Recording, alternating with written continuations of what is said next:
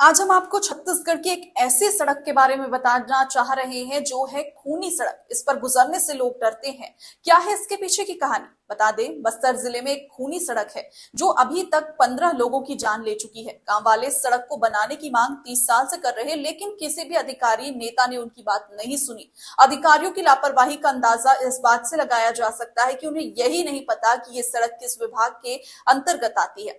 हालात तो ये है कि गांव वाले सड़क से गुजरने से भी डरते हैं। उनका कहना है, आखिर हम जाएं तो जाएं कहां?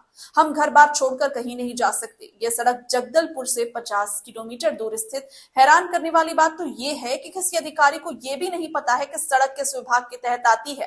बता दें कि इस पर काम शुरू किया गया था, लेकिन डामरीकरण आज तक नहीं हुआ और ग्रामीण इस सड़क को खूनी सड़क कहते हैं, क्योंकि ये सड़क अब तक 2 दर्जन से ज्यादा लोगों की जान ले चुकी है और यहाँ पर हादसे होना अब आम बात हो गई है। सड़क ऊबड़ खाबड़ है, जिस वजह से यहाँ गाड़ियां ठीक से नहीं चलती है और इसका अंदाजा भी नहीं है कि कौन कब यहाँ गिर जाए। इसलिए सड़क को लोगों ने खूनी सड़क का नाम दे दिया है।